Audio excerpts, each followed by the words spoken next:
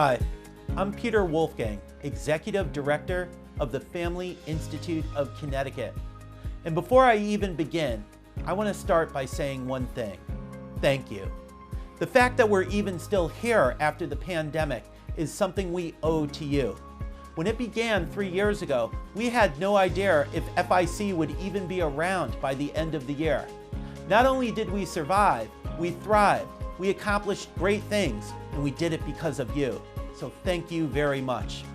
Regarding 2022, there's a lot to talk about. In my 15 years as Executive Director of FIC, I have never seen a year like this one.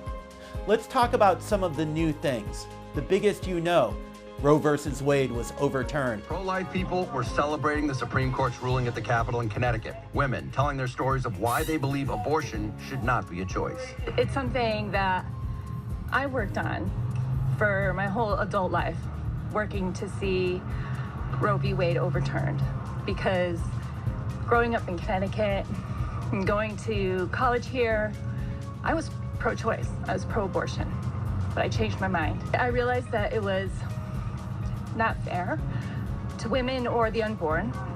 I've been waiting and hoping and working for this day. The issue has been sent back to the states, so we now have the opportunity to one day have a Connecticut where every unborn child is protected in law and welcomed in life. We're not there yet. There's still something on the books here in Connecticut called the 1990 law, which keeps abortion legal. But we will continue to work to chip away at that and someday overturn it, even if it takes another 50 years, beginning with the fight for parental notification. Secondly, another new thing is the Connecticut March for Life. On a Wednesday in March of this year, 2,000 pro-lifers gathered at the state capitol to speak for the unborn child. Something like this has never happened before in Connecticut in all the years on this issue. The legislature, meeting in session behind the rally, actually had to stop their work temporarily until our chairs died down. Hello, first ever Connecticut March for Life!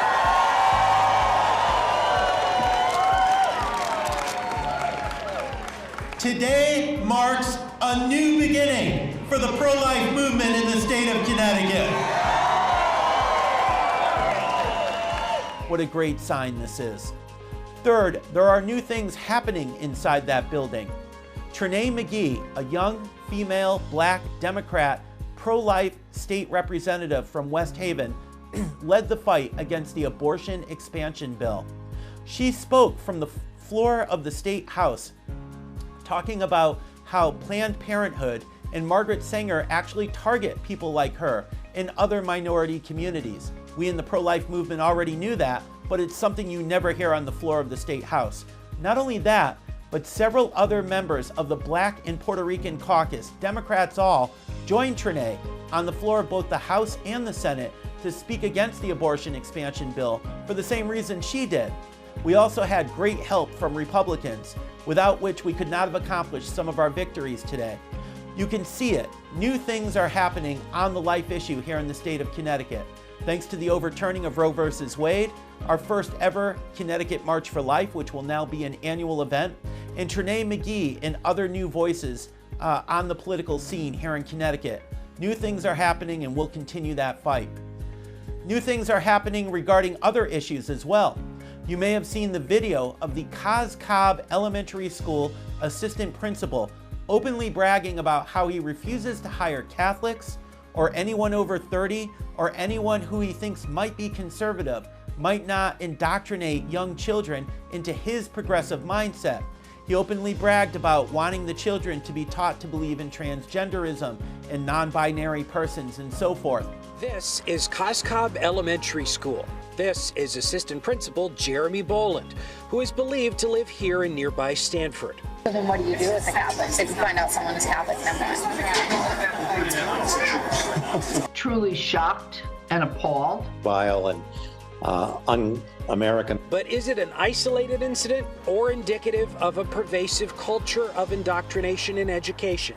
Family Institute of Connecticut, for us, this is an issue very much in our wheelhouse. We're the ones that led the fight against the transgender law in 2011. A couple years before that, After leading the fight against same-sex marriage, we then we saved religious liberty at the state capitol, and we even proposed an amendment over a decade ago to prevent the exact sort of things that are now happening in school curricula in Connecticut and around the country. Locally, we're holding the Let Kids Be Kids conference at South Church across the street from our office in Hartford to give parents the tools in order to protect their children from these anti-family agendas that are now being pushed by the public schools. And we'll continue to do more. Regarding the legislative session in 2022, there were 4 bills that we paid close attention to, defeating 3 of them, and unfortunately one of them got past us. We stopped assisted suicide again. That's the 10th year in a row. We owe it to a great deal to our Stetson awardee, Craig Fishbein, and many other people in both parties who know that assisted suicide is bad public policy that puts vulnerable people at risk. This has been a big issue for us for a decade, and we're so glad to have continued to defeat it, and we'll keep working on that. A public hearing on a bill that would allow assisted suicide will be held on Wednesday. The bill would provide terminally ill adults the option of medical aid in dying in order to end their suffering. The bill was brought up last legislative session and passed through the Public Health Committee, but never made it to a vote. Advocates for disability rights spoke today over Zoom, fighting against this bill, saying it discriminates against those living with disabilities. Equal treatment under the law is the necessary foundation of a democratic society. The state must not get into the business of sponsoring people's suicides as dignified while continuing to treat its disabled citizens with prejudice and disrespect. We also stopped an effort to amend the state constitution to write an abortion right into the Constitution. It was so radical, it would have kept abortion legal right up until the moment of birth. We stopped that amendment, and we will continue to fight it every time it comes up, while working on proactive things like parental notification. We also stopped, and you haven't heard a lot about this from the media, they haven't reported it well, but we stopped the Safe Harbor bill.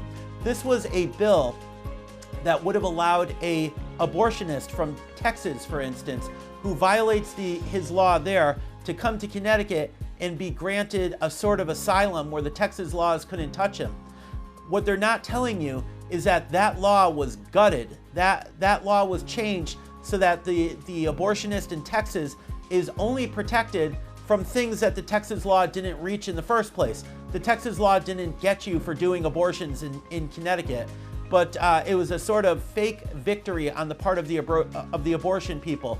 The truth is, we stopped that bill in its original form. Again, something we owe to our Stetson awardee tonight, Representative Craig Fishbein of Wallingford, and to many people in both parties. And finally, unfortunately, the one thing that did get past us was the abortion expansion bill, which makes it legal now for nurses and midwives in Connecticut to do so-called aspiration abortions. There are already lawsuits against Planned Parenthood of Southern New England for abortions of this kind done by people who didn't have the proper medical training. This is a horrible thing.